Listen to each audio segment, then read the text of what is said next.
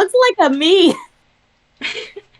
Yeah, yeah. His me version is very easy to draw. That's why I decided to draw him like this, because I need to draw him repeatedly.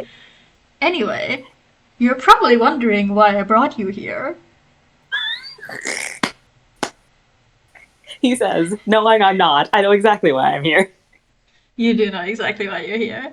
I am going to summarize the entirety of Goidworms to you with some drawings of subjective quality. Subjective quality. This this is Todd Barstow. He likes worms. He's really, really, really into worms. He's so into worms. He wants to study them. He knows everything about them. He is the worm nerd. He wants to be a scientist in the future. He's so into worms. He loves those little guys. And he also loves um, tormenting his sister and her best friend Beth with worms. Worms. The worms are a very important part of this. Considering the book is named Go Eat Worms. Yeah. And he has a silly hat. He also has a very, very horrible disease. What? It's called being a 12-year-old boy. Oh, okay.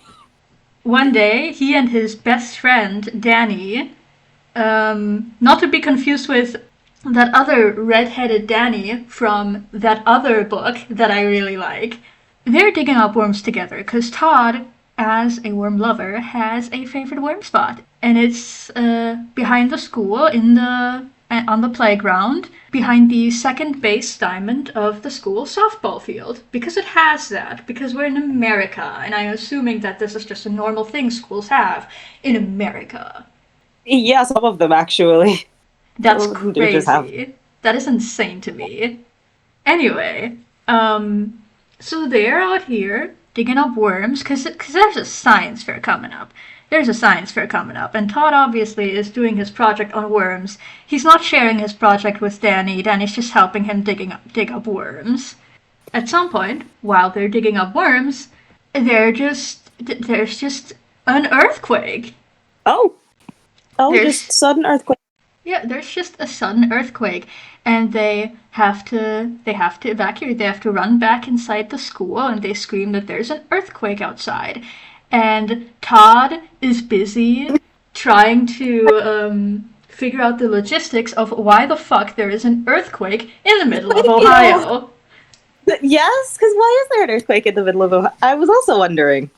They go inside and they yell that there's an earthquake outside, and nobody believes them because they didn't feel anything. And Beth and No. Regina specifically tell them, "Do you think we're fucking stupid?" While Todd is like wondering or thinking about the logistics of there being an earthquake in Ohio, he sees something incredibly disturbing. It's Patrick McKay.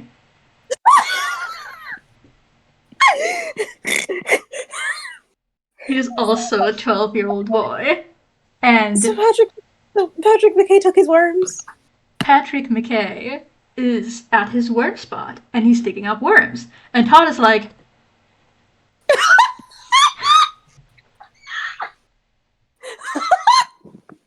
I'm so sorry to future Caleb. You're gonna have to cut out so much of me laughing.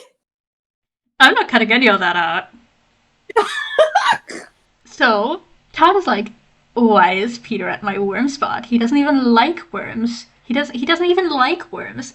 And Regina's like, oh, you haven't heard? And Todd's like, I haven't heard what? And she's like, oh, well, Peter is also doing his project on worms. And Todd Todd is fucking pissed because Peter doesn't like worms. He doesn't like worms. He's not as interested in them as Todd is. He's just doing this to annoy him because Peter is a menace exclusively to Todd.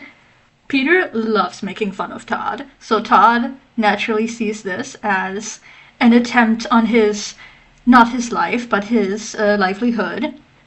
His livelihood, they're 12. They're 12-year-olds. They're 12-year-olds. So Todd tries to figure out where Peter Peter? Did I call him Peter? His name is Patrick. Yes. So Todd tries to figure out where Patrick lives because Regina knows where Patrick lives because she was invited to one of his birthday parties and he wasn't. Regina gives him the wrong address on purpose and sends him to a haunted house. Not a haunted house, an abandoned house that was decorated for a, I think, college party, just a party. And Todd swears his fucking revenge on her. Because they're 12 and everything is that serious. When you're 12, everything is life and death. Yeah. So the science fair comes around and Todd has made a worm house.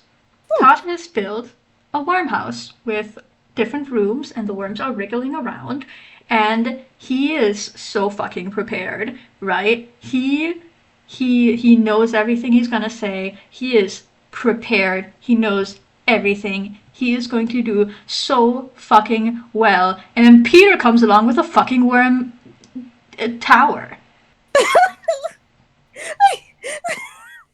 Todd is forced to share a table with him, and when the judges come along, they only ask Patrick questions because Patrick has the cooler thing. And Todd is fucking pissed about it because Patrick doesn't know anything about worms. That's not his thing. It's Todd's thing. He should be the one getting asked questions.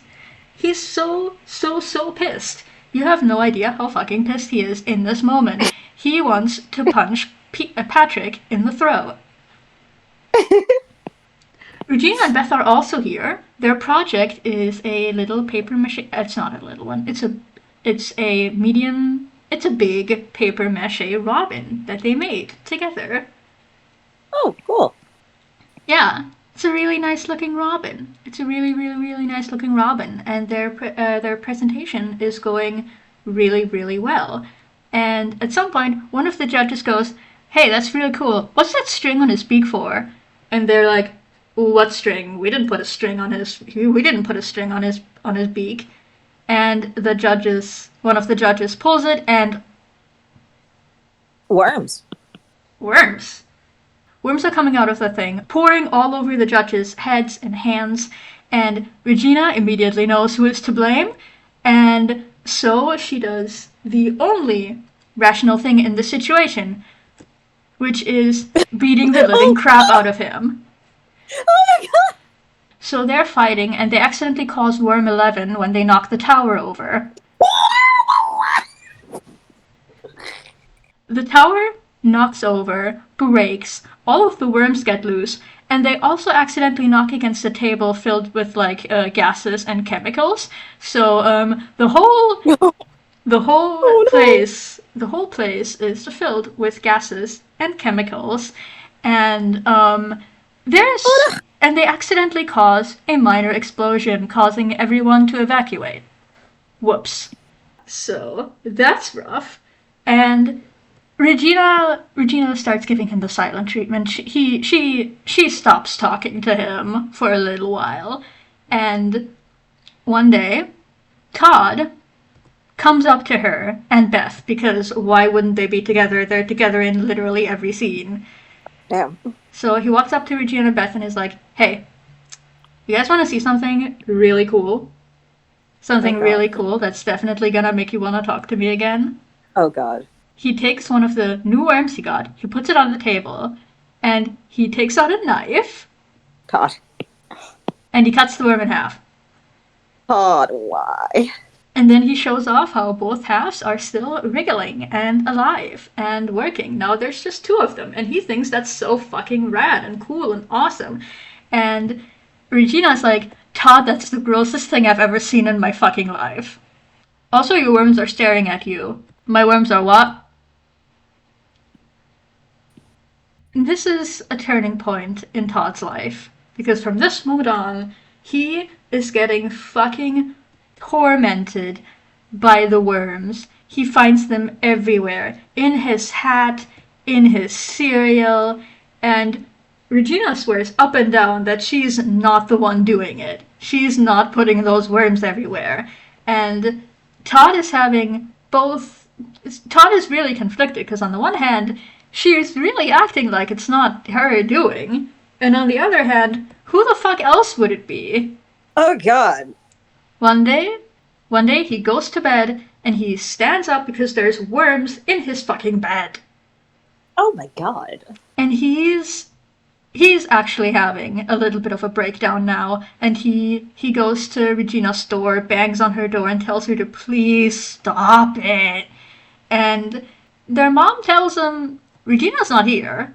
Regina is having a sleepover with Beth, so she couldn't have been the one to bring the worms into his fucking bed. She tells Todd to get some new pajamas, get the worms back downstairs into the basement, and he does that. And while he does that, when he puts the worms back in, he goes, "Hey, I'm really fucking sorry. If this is you doing it, I'm really sorry. Please stop. Yeah. I'm not gonna do anything anymore. Just please leave me alone." And then he goes to take a bath, and there's worms coming out of the faucet instead of water. Oh god. It turns out to be a nightmare because he fell asleep in the bath, but still, that's disturbing. He even tries staying awake, hiding in the basement, trying to see what's happening with the worms, but that doesn't amount to much, except for his dad confronting him and telling him that he has fucking had it with his paranoia about these worms, and he wants him to, like, throw out the worms tomorrow. Anyway, it's Monday, and Todd discovers something else that's very disturbing. He eavesdrops on a conversation Regina has with Beth, and Regina is laughing her fucking ass off because apparently she was the one who kept sneaking worms into his everything. It was her because she was fucking pissed at him about the Robin thing. And also all of the other times he's tormented her with his worms, and this was her revenge. I think she was justified in the beginning. However, I think she stopped being justified when it actually had psychological consequences on the guy. There was worms in his food. Why would you Todd is rightfully fucking pissed. Yeah. He gets detention that day, but after class, he takes Danny and he's like, "We are going to find worms because I am going to take my revenge on Regina because I am fucking pissed." But what about the earthquakes? Fuck the earthquakes. So the earthquakes turn out to be a giant worm.